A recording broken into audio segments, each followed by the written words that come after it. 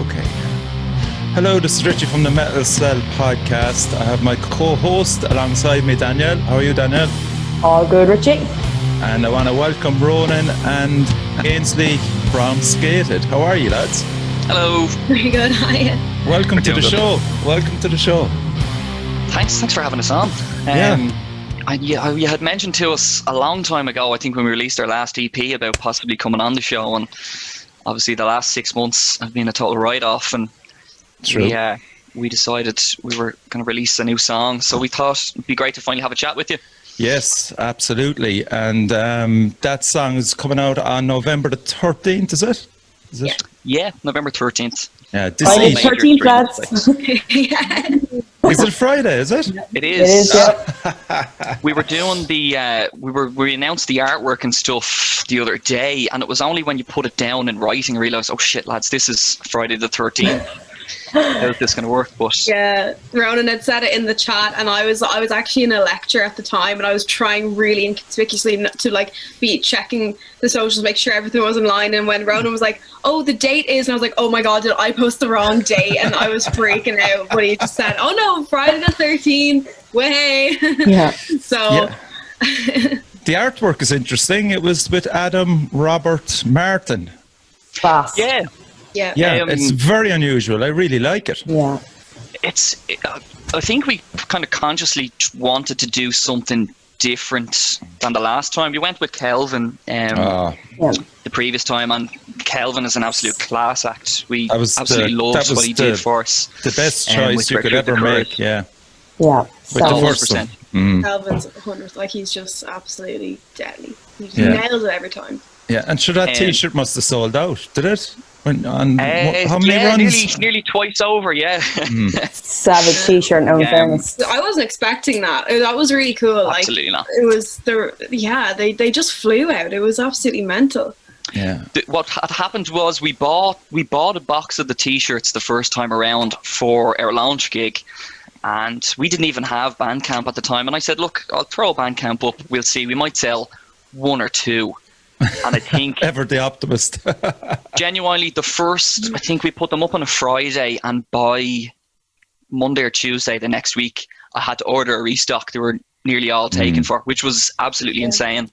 For our first run of T-shirts, it's absolutely incredible, the response to it. And you know what? The artwork was so good, it didn't matter that it just had the black, the black and white. Of course, yeah. So good. Yeah. It just didn't matter, because like when I saw like the original print that he gave you for the actual EP cover, I was just blown away by the colours and everything. It was just like fucking hell, fabulous. No, he really nailed it, absolutely. But yeah, we just I think we make a conscious decision each time we do something to kind of go for something a little bit different than the previous time. And I had seen Adam's illustrations, I think originally through Draconis. He did Draconis's album. Ah, yes, he did. That's it, yes. And I was wondering, yeah. It's just this, I don't even know how to describe it. He has a lot of lines and a lot of just cool drawings and stuff, and I was drawn to it straight away. So I sent the guys his portfolio, and I think we were all pretty much unanimous then after that. We loved it. I love his work. It's just I was so happy with how it came out. I'm just thrilled with it. It's just, his work is beautiful, and I'm really happy that we get to have his stamp on our work as well. It's just, it couldn't have worked out better, to be honest. Yeah. Two great choices so far. It's kind of very kind of gothic and kind of Dali-ish as well. That's right. Yeah. Look out of it as well. And it's cool because they're both so contrasting, but they both kind of suit your music in a different way, which is really cool. And is that, can you reveal any more about the single? Is that artwork going to feature further in relation to merch and stuff? Are you looking at it that way? Yes, we have I've actually just in the last couple of days got a big box of merch sitting in the spare room in the house here. So we have some T-shirts that I think by the time this goes live will have been on sale. Okay. And we're doing some beanies as well. Possibly a few more things down the line when we get a bit more cash flow into the band. Sort of, we'll sell a few things and then we'll maybe restock with other bits and pieces as well. Yeah. Right, and also, did you say something about a competition as well, maybe? Yeah, absolutely. Yeah, for the listeners here and the viewers, I suppose we can give away a T-shirt. Yeah, sweet. Absolutely. Cool. We've got them. Yeah, we've got them all sitting and prepared, waiting to go. So we can't wait for people to see them. And again, we went, last time we went with white, because I think almost a pet peeve of ours is that I think every band has a black T-shirt with a white logo and a white design. You're preaching to the converted, my man. Yeah. I was telling Ainsley and our guitar player Luke there during the week that I remember very well I played the Siege of Limerick 3 years ago, I think 2017, and with an old band of mine, and we were going up putting the merch with John up at the table at the back, and there were people trying to buy T-shirts, and they're like, the one up there, the black one with the white logo, and he was saying, look, everything here is black with a white logo.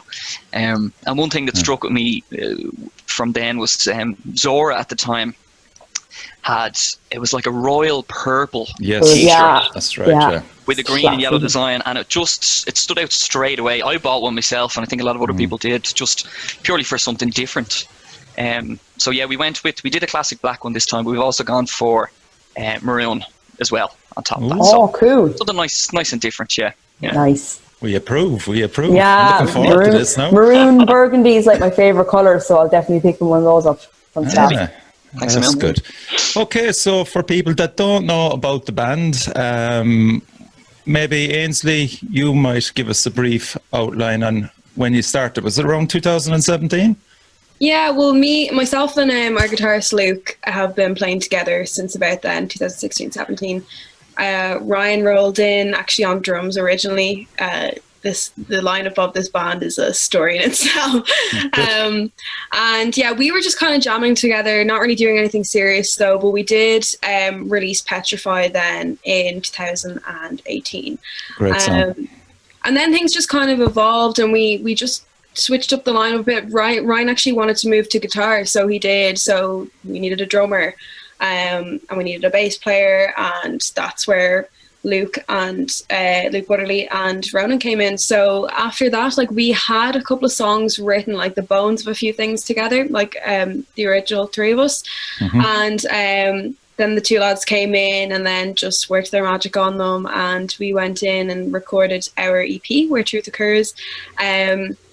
It took a little bit longer than we anticipated, but it was worth it in the end, and we really just enjoyed the whole process of it. And you actually learn so much. Like I had never released well, actually that's a lie, I had released music before, but like with something that I'd worked on, like been like an integral part of, like, for so long, you just learn more about the process of releasing music and all the things that you have to take into account, like merch and just making sure all your distribution is like lined up and everything like that, release gigs, stuff like that.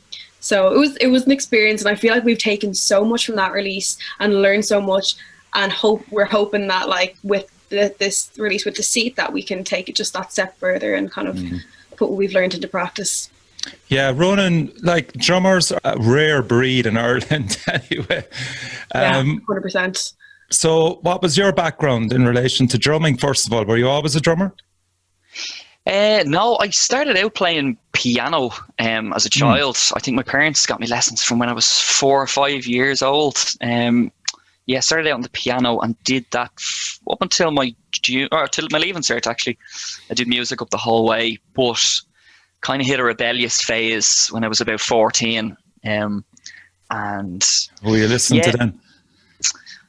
I obviously, you start off and someone shows you Metallica and Master of Puppets and Ride the Lightning. A friend of mine had given me 2 CDs that I think his dad had bought maybe 20 years ago. They had been played that much that they were skipping, but it just blew my mind that there was this element of music out there, and that I never even considered before. And from then, just kind of exploded from there.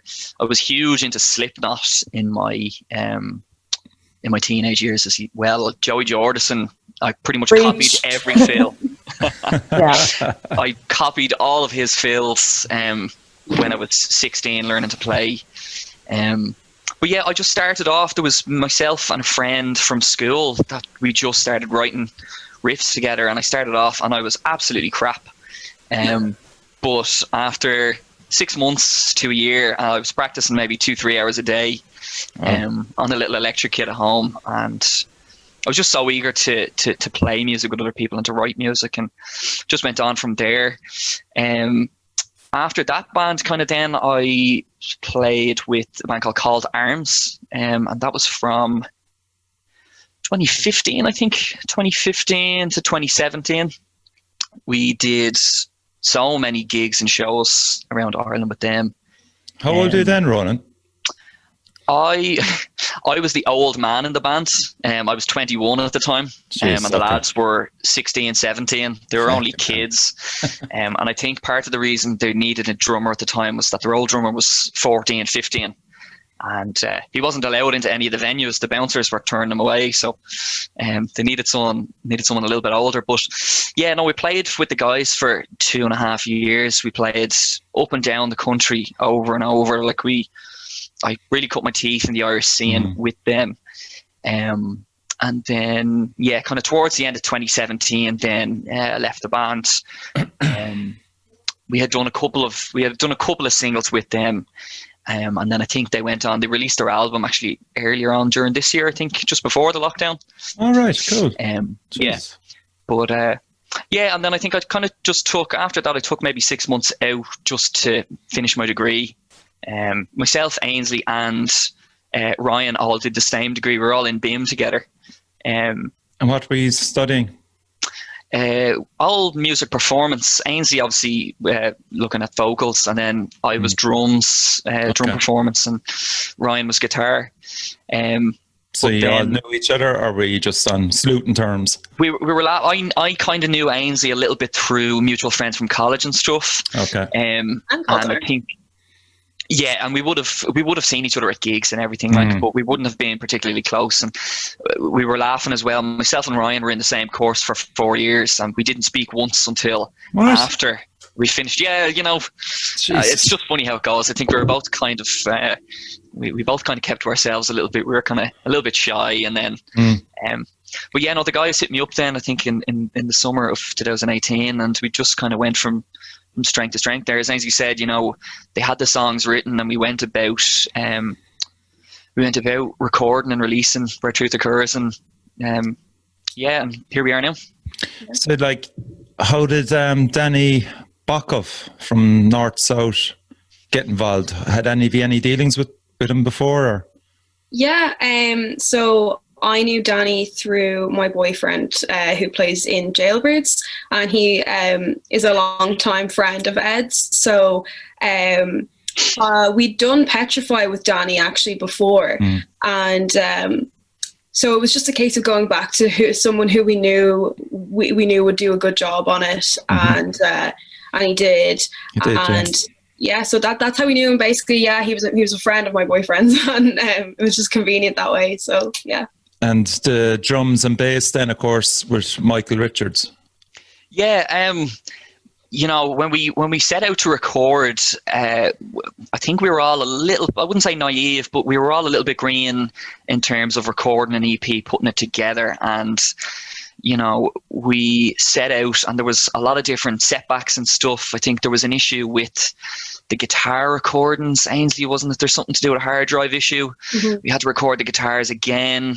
Second time, and Danny has a studio up in I think he's based up in Belfast most of the time, but it was just really awkward time wise getting myself and himself together with a free time to record it, and time was going on, and we had set aside a couple of different dates, but end up with work and stuff. Like, I think we were all working part-time, working different hours, so we ended up just going to Michael and Track Mix, and I've actually worked with Michael a lot over the last 2 years. I do a lot of session drums with him. Okay. And we just have a great relationship, and I think we work really well together. We went in that day and we blew through the drums, I think in about 2 hours. We did each song and maybe 1 or 2 takes. That was pretty much it. Wow. The bass we had recorded with Danny, but it ended up happening that our bassist Luke ended up getting a brand new Dingwall bass, gorgeous 5-string bass guitar, and I think he was just dying to record it. So Mick, we were in there, we were doing the drum tracks. Mick got a DI, he linked it up. we actually used the bass for the scratch tracks in the background. So I just had a metronome and the bass playing, and Luke was able to put his new bass on the tracks as well. So it worked out great for everybody. Yeah, Jesus. And you also had problems with CDs as well, was it? See, word gets round, lads. There's no hiding place. Word gets around. Yeah. Again, it's just, I think this was the first time we had done a full package with all of us. You know, I had recorded and released music before. I'd never put out a CD. There was an issue with the master, I think. So what we didn't realize at the time, the industry standard for a mastering of a CD is there's a lead-in time of about, I think it's like 1.5 seconds or something like that between each track. But the first song on our EP, Initiation, is just, it's about a 35-second intro that leads into Compromise Me, but it's a constantly building.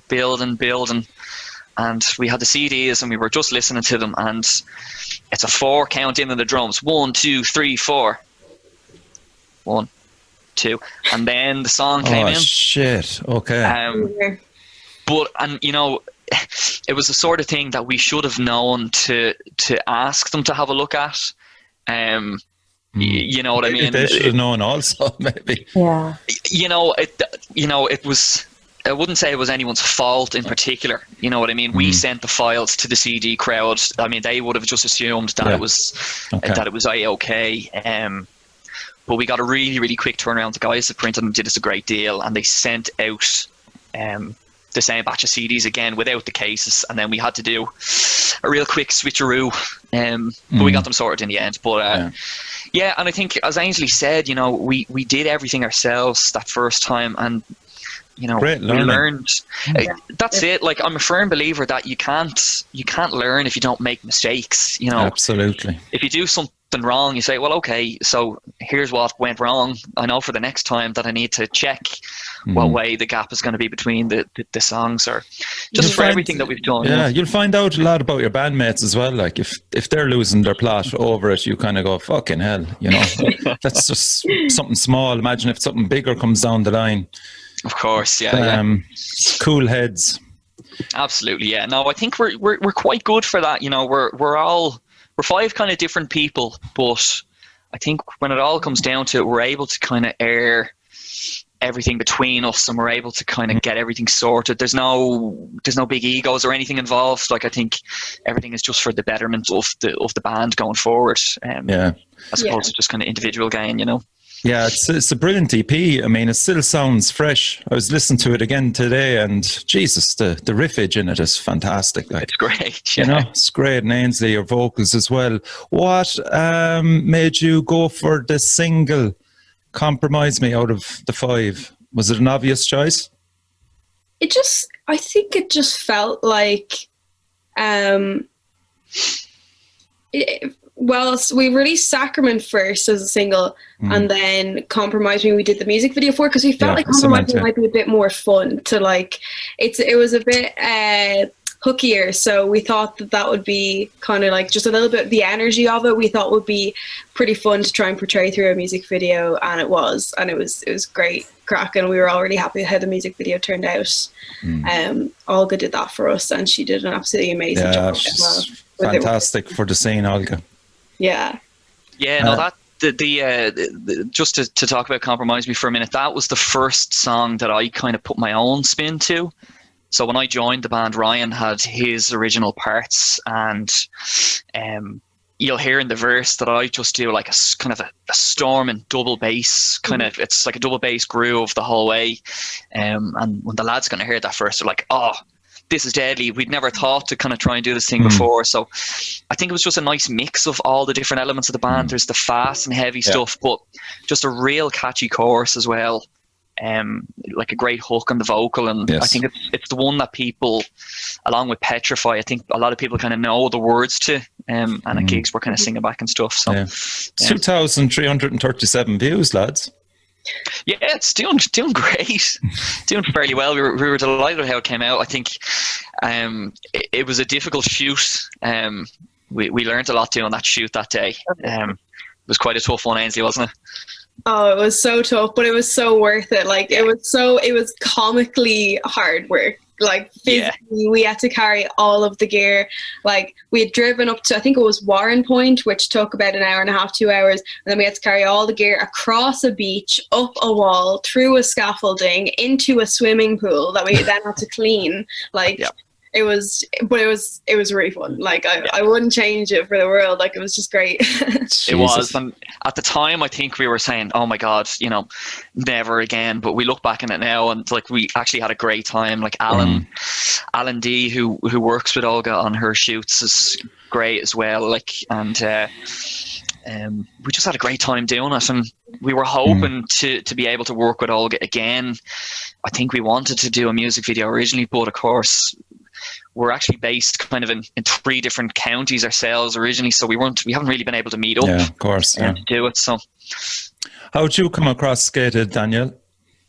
It was actually through Kelvin's work. Because I follow like Serpent Tusk Studio, and I was kind of intrigued by it's kind of not exactly something, the kind of artwork that Kelvin would always do. So I kind of looked into it that way, and obviously, like, you know, female vocalists is rare in Ireland. So I checked you out that way and thought it was really cool. Thought the production value was really high, and your EP was really, really cool.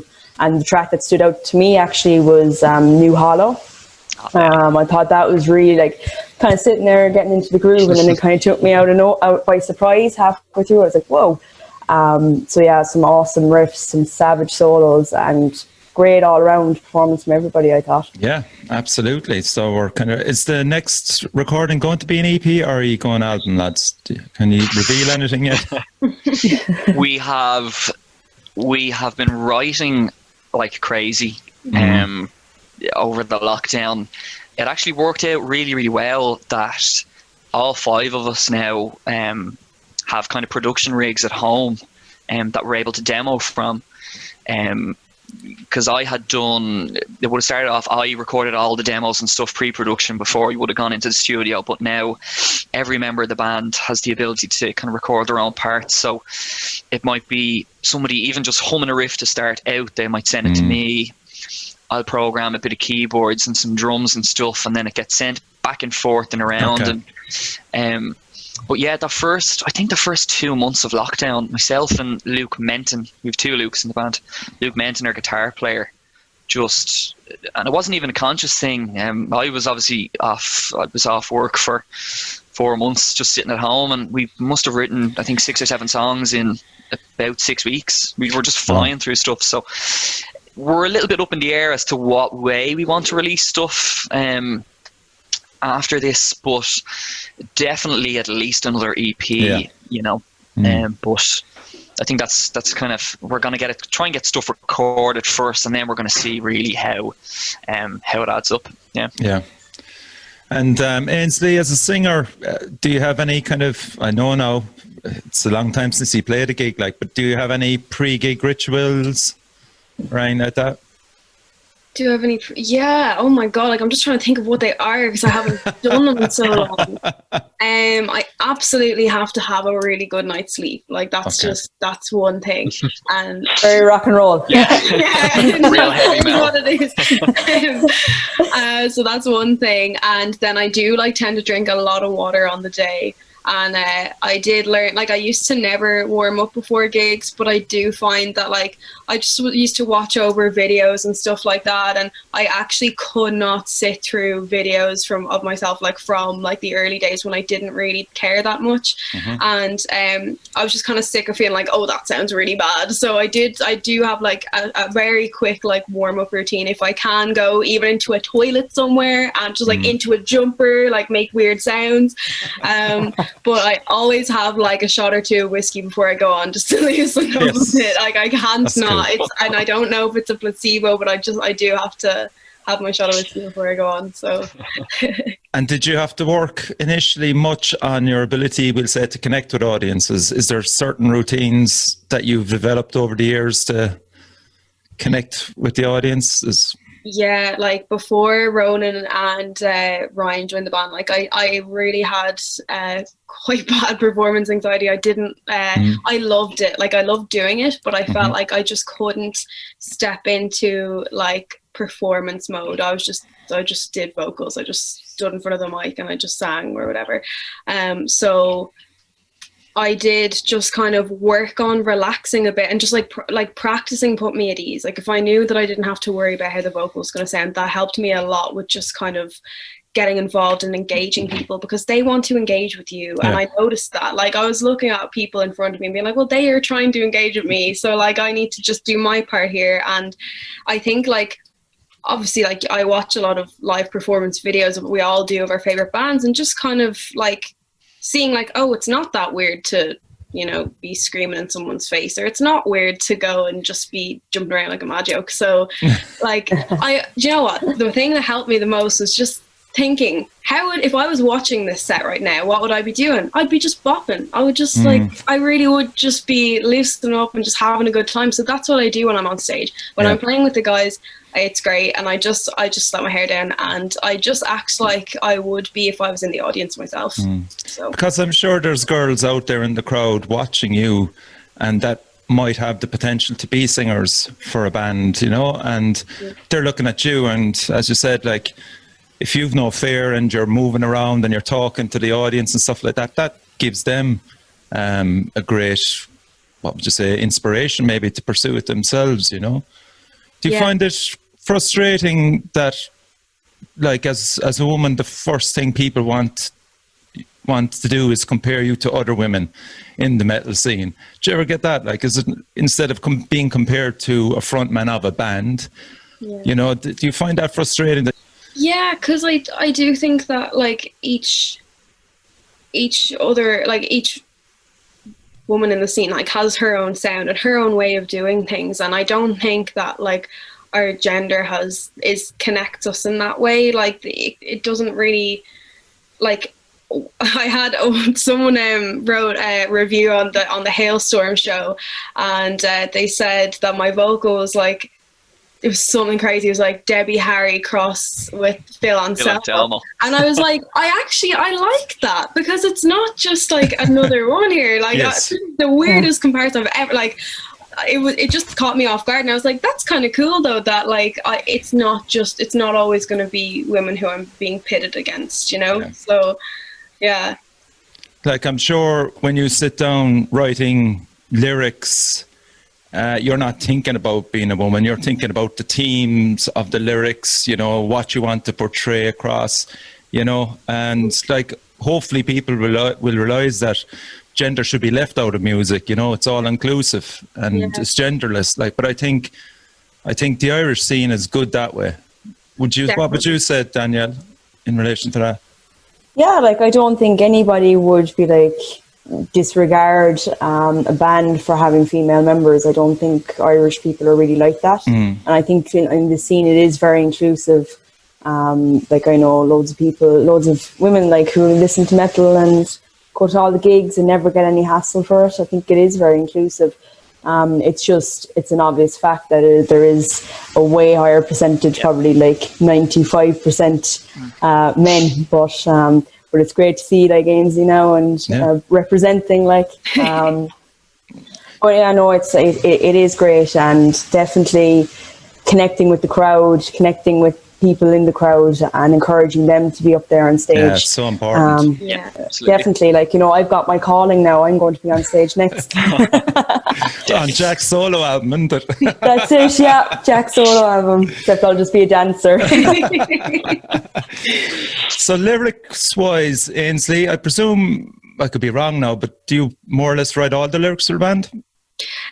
So for Where Truth Occurs and for Petrify, I wrote the lyrics. And then with this release, me and Ronan actually collaborated on them this time. Ronan had lyrics, like I think you had, wasn't it the chorus and then the outro? And done, sent them to me and said, what do you think? And then I wrote the verses and some things around it, and obviously I wrote the vocal melody, the vocal lines.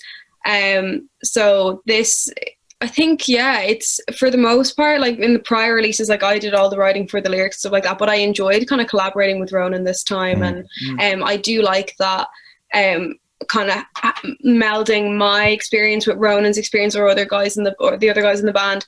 It kind of helps it be a bit more cohesive, because I could go off and be singing about anything, like, and like they just write the tune and I could be with something in mind, and then I'll write something with like the vocal with something entirely different in mind. So I do think that like it does kind of help. It's nice sometimes to collaborate and just make sure we're on the same page in that way. Have you got a notebook, or do you talk into a phone or something when inspiration comes to you? Everything. I have so many notebooks that I never finish because I lose them, and then I buy another one, and then I start writing in that. And I find the old one, and just I'd be writing everywhere, or my notes in my phone as well. Class. And Ronan, again, what's it like working with the lads in this situation now that everybody is separated? You're just sending tracks back and forth, is it mainly? Yeah, it's good. It's actually working a lot better than I had anticipated originally. You know, I think the first few songs that we did were very much organic, and the only thing now is we kind of do some songs a bit differently than others. Like, you know, there's a few songs where it could be just one or two of us writing together. Like we could have myself and Luke Menton, our guitar player. We write really, really well together, and we also write very quickly. Like there's been times where we would, either in our practice room or if we were, you know, sending stuff back and forth, we could have a song done in a couple of hours or a day, you know, obviously to make a couple of changes too. But no, other times then, if we're all kind of putting stuff back and forth with each other, it's great. And something I think I value the most about working with all the guys is, you know, even if we do a shell of a song, it's only about 60-70% of what the end product is going to be. You know, it's all about the kind of, Ryan in particular, our kind of other guitar player, he would be great at a lot of the kind of lead ideas and a lot of background noises, different sort of voicings and chords, where myself and Luke would be quite rhythmic in the way we write. And you know, we would have the song, you know, not finished per se, but we would say, oh, here's a finished song, and he might come along and just throw something a little bit left field that'll fit in great. And then that's cool. It's great. And I think as Ainsley said, you know, on Deceit, we kind of did it was nearly 50-50, I think, with lyrics. It was, I did a section, you did a section, and it just worked really, really well together. Like we kind of bounced off each other. When you were saying about the voice notes there, though, it was funny how this song started. It was originally it was the first song that we all kind of wrote together after Where Truth Occurs came out. But it started off with, I just sent into the chat one evening, so 2:30 at night, and me just kind of doing the riff into my phone, really, really low volume. And everyone was kind of saying, I was like, what the hell is that? Like, you know, I don't understand what that is. And I said, no, it's going to be great. It was like, I'll get up tomorrow and I'll put a little kind of bit of guitar to it and it'll make sense then, you know. Okay, so will we listen to it? Yeah, absolutely. Give it a blast. Can you hear it? Yeah? Yeah.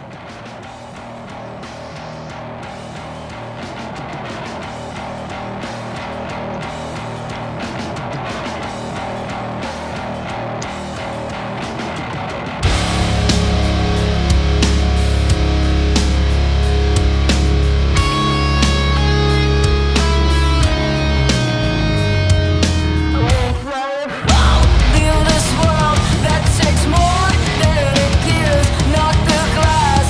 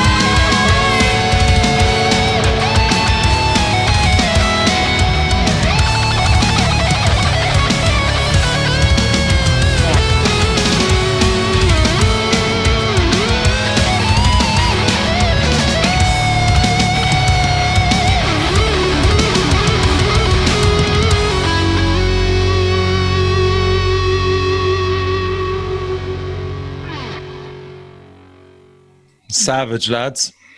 Absolutely savage. Cheers. Really enjoyed it. There's so much. It's a busy track. There's a lot going on with it. Yeah, there is. Busy track. It's different, I think, from your last 5 as well. Ainsley, great vocal performance. Spot on. That lovely lift going into the chorus. Is it the chorus or pre-chorus? I'm not sure. Just that where you just change and go upwards there is fantastic. Carries the song really well. Danielle, big thumbs up. Yeah, definitely. Like from the second it started, I thought it was much darker and grittier from your EP, which is cool. You can see the progression, and no, it's really enjoyable. I think even it's one of those tracks. The more I listen to it, the more I enjoy it. Which is they're always the tracks that you remember the most, the ones that grow on you.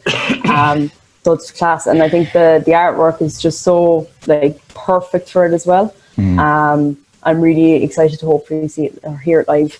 In the near future. Fingers crossed. And devastated for you that the Siege, so you're supposed to play the Siege. Yeah. Free. Yeah, it would have been class to see at that, but hopefully, all this dies down, we'll be rocking out in Limerick too. Absolutely. What was your favourite? What was your favourite gig to date? Actually, Ainsley, you wanna? Favorite gig? There's never a gig that I don't enjoy. Like every time, whether we play like the Hailstorm show or like Hands Off Gretel or Metal to the Masses, I always come off with the same feeling, and it's just like, so I don't know if I could possibly pick one because like they all feel so good to me, but no, I don't know. I actually don't know if I could handpick one. Maybe because Hands Off Gretel was so recent, that one is just sticking in my head a bit more. And because the reception was just really surprised me. So I'm gonna go with that one for now because it's just probably the best. Yeah. What about you, Ronan? I'd kind of agree. I mean, the Hailstorm show that we did was obviously huge. It was. I think it was a little bit. I wouldn't say we were underprepared, but we were quite young as a band. That was our bass player's second show with us, was playing the Academy, sold out. It was absolutely amazing experience, but I think when we played Belfast with Hands Off Gretel, like Ainsley said, the reception was just fantastic. We progressed our live show a lot as well. We're playing, I would say we're a lot tighter now. We kind of play into backing tracks and stuff. We have more elements to our live show as well. But just the response, and like we spent, was it about 2.5 hours after that Belfast show, just sitting at the merch table. We were selling merch. People were chatting away to us for ages, and it was just fantastic. Absolutely great. Yeah, that's pretty cool. And myself and Danielle were interviewing a band from Dublin as well that had to change their name, Drought, to Fraught. Is there issues with Scathed? There's a few of them around. Is there a punk band called Scathed? There's 2 other bands, I believe, in the States called Scathed. And I saw that they changed their name recently because I follow them on Facebook and I give them the odd like now and then. The odd like here and there, to keep everything above board. And I noticed, I got a notification say like, Scathed have changed their name. And I was like, wait, what? And I realized it was the other band. And so we've had like administrative issues where, say, I think we had something with TuneCore there where like their music was coming up under our actual profile, which was a bit weird. We had to get that sorted out. So sometimes like that can be a bit tricky, but like hopefully now, because they're the only, I said there was 2, but there's only one of them really who are particularly active, at least to the best of my knowledge at the moment. So now that they've changed their name, things might be a bit easier. Cool. Yeah, I think that's it, lads. I was going to ask you something else now. It's gone off I think it was about performing live again. Oh yeah, that's it. What about, I know 2020 can be wrote off anyway, but like 2021, are you looking at getting over to the UK or Europe at any stage? How will he, like, do you have management, or are you just managing it amongst yourselves? We're self-managed at the moment. Yeah, the plan was, I think we were actually doing really well for ourselves right before the lockdown. we had the Hands Off Gretel show. We had actually recorded Deceit it was like the first week of March, and we got Aidan to mix it in New York, Aidan Cunningham, who did a fantastic job. But we said to him, like, look, this is a fairly tight turnaround. We're recording it the first week of March. We need it for the Siege, the second week of April.